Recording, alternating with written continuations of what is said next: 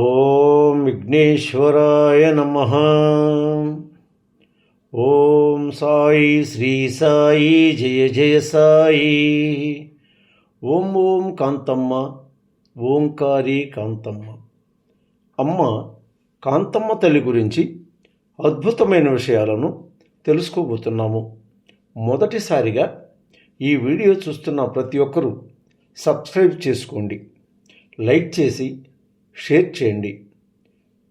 ప్రతి ఒక్కరూ భక్తి బంధువులు కండి అమ్మ ఒడిని చేరుకోండి. ప్రక్కనున్న బెల్ సింబల్ని నొక్కండి.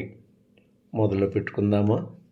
శ్రీ కాంతమ్మ తల్లి గొలగమూడిలో సాయంత్రం వరకు వెంకయ్య స్వామి వారి సేవ చేసి రాత్రి సమయంలో శ్రీ గోపాల్ రెడ్డి గారి ఇంటి దగ్గర ఉంటూ తన పుట్టినిల్లుగా భావించిన ఆ గృహాన్ని పావనము చేయొచ్చు.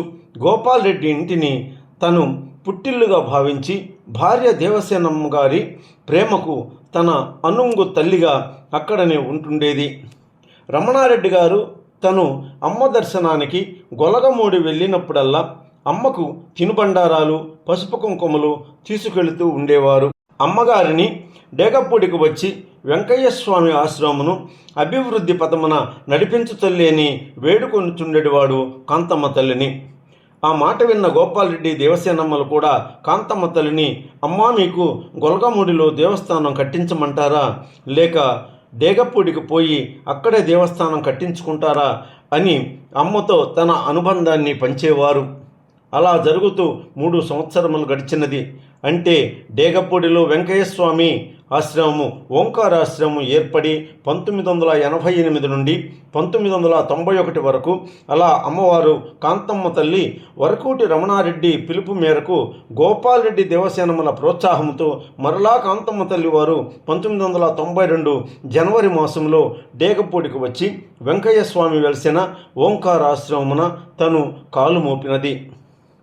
అలా ఎప్పుడైతే కాంతమ్మ తల్లి డేగపూడికి వచ్చి వెంకయ్య స్వామి వారి ఆశ్రమమునందు నిలిచి ఇసుక నీటి యజ్ఞము చేయుచు వెంకయ్య స్వామి దగ్గరకు వచ్చి పోవు భక్తులను కనిపించారో, ఆ వచ్చిన భక్తులు అమ్మను దర్శించి వారి బాధలను అమ్మవారితో చెప్పుకొని నివారణ పొందుట సహజమైపోయినది. దిగంబరిగా ఉన్న అమ్మను చూచిన భక్తులు చీరలు, రవికలు తెచ్చి ఇచ్చినా కట్టుకునేవారు కాదు కాంతమ్మ తల్లివారు. పసుపు కుంకుమ పెట్టుకునేది, గాజులు వేసుకునేది, చీరలను రవికలను చించివేసి వారి వారి గ్రహాలను పాపాలను తరిమివేసి దాసులకు దగ్గరైపోయినది. కానీ తన భుజముపై తను ఒక గోనె సంచిని కప్పుకునేది. నిద్ర లేచింది మొదలు ఇసుక నీటి యజ్ఞం చేయుచుండేది. అలాంటి సమయము అంటే అమ్మ కాంతమ్మ తల్లి గొలగమూడిని వదిలి డేగపూడి గ్రామమునకు రాబోవు చివరి రోజులు అంటే 1991 ఆగస్టు సెప్టెంబర్ నెలలో ఒక రోజు ఏమి జరిగిందో చూద్దాం. పొదలకూరు గ్రామ కాపురస్తులు కేసర్ల గరటయ్య, రత్నమ్మగార్ల ముద్దుల కుమారుడు కేసర్ల రమేష్ గారు గొలగమూడి గ్రామానికి పోయి వెంకయ్య స్వామి వారిని దర్శించుకుని రావాలని వారికి చాలా కోరికగా ఉండేది. ఆయన వయస్సు 22 సంవత్సరములు. ఏ దేవుని దగ్గరకు వెళ్ళినా ఎవరైనా కూడా ఆరోగ్యము లేదను, నేను బాగా సంపాదించాలను, పెద్ద పెద్ద మెద్దెలు కట్టాలను, బాగా పెద్ద చదువులు చదివి ర్యాంకులు సంపాదించాలను, స్టేట్స్కి వెళ్ళి రావాలను కోరికలు కోరుతారు. కానీ మన రమేష్ గారు అట్లాంటి కోరికలు ఏమీ కోరలేదు. ఎంత ఎంత మంచి స్వభావమో చూడండి. పొదలకూరు నుండి గొలగమూడి వచ్చి వెంకయ్యస్వామి వారి గుడి చుట్టూ 3 ప్రదక్షిణలను చేసి గుడి ముందు స్వామివారి సన్నిధిలో నిల్చుని తన 2 చేతులను జోడించి స్వామివారి సమాధి సోపానమును, స్వామి రూపాన్ని తన మనసున తదేకముగా ధ్యానించుచు ఒక కోరిక కోరుకున్నారు. ఏమని కోరుకున్నారో తెలుసా? అంటే అడిగినదే తడువుగా ఇచ్చట. ఎటువంటి కోరికలను కోరినా కూడా స్వామి సమాధి సోపాన సమక్షమును కోరిన ఎడల అడిగినదే తడువుగా ఇచ్చదనన్న శ్రీ శ్రీ శ్రీ వెంకయ్య స్వామి వారిని కోరిన కోరిక ఒకటే కేసర్ల రమేష్. చిరకాలము తనతో కలిసి నడిచే సౌభాగ్యవతి, గుణవతి, సుసంపన్నమైనటువంటి మంచి అమ్మాయి నాకు భార్యగా సంపాదించమని, సుసంపన్నమైనటువంటి భార్యను నాకు అందించమని వేడుకున్నాడు వెంకయ్య స్వామి వారిని. ఇంతలో వెంటనే వెనుక నుండి ఎవరో తన చేతిని పట్టుకుని గట్టిగా లాగుతూ, నీకు పెళ్లి కావాలా, నేను చేస్తానురా నాయనానని అన్నారు. వెంటనే తిరిగాడు. ఓ దిగంబరి మాత!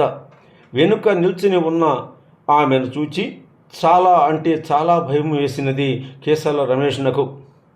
నేను 3 ప్రదక్షిణములు స్వామి చుట్టూ చేసి స్వామికి ఎదురుగా నిలబడి ధ్యానించుకున్నంతసేపు నాకు కనిపించని ఆ అమ్మ ఈ నా మనసులోని కోరిక స్వామికి విన్నవించుకున్న మరుక్షణం నా చెయ్యి పట్టుకుని వెనుకకు లాగి నన్ను పెండ్లి కావాలా అని అడిగి నేను చేస్తాననడం అంతా క్షణాలలో జరిగినది. వెనుతిరిగిన వెంటనే ఆశ్చర్యము, భయము నన్ను కంపింపచేశాయి. నన్ను వెనుకకు లాగిన ఆమె ఒంటిపై ఏదో 2-3 చీరను మినహా ఒంటిపై ఎటువంటి దుస్తులు ఆభరణాలు లేక నన్ను పట్టుకున్నది. నాకు జరిగిన ఈ సంఘటనతో నేను అపస్మారకముగా ఉన్నాను. నేను తేరుకోలేదు. అంతటితో ఆ తల్లి నా చేయి విడువలేదు. అదే చేతితో నన్ను నడి రోడ్డు పైకి లాగి తీసుకొని వెళ్ళినది. నీకు పెళ్లి కావాలంటే నాకు నీవు సేవ చేయాలి అన్నారు కాంతమ్మ తల్లి నన్ను. అప్పటికి నేను తేరుకొని, అట్లే తమను సేవ చేస్తాను తల్లి అని చిన్నగా ఆ తల్లి దగ్గర నుండి సెలవు తీసుకున్నాను. పొదలకూరు వచ్చి ఆ జరిగిన సన్నివేశాన్ని అమ్మ నాన్నలకు చెప్పాను.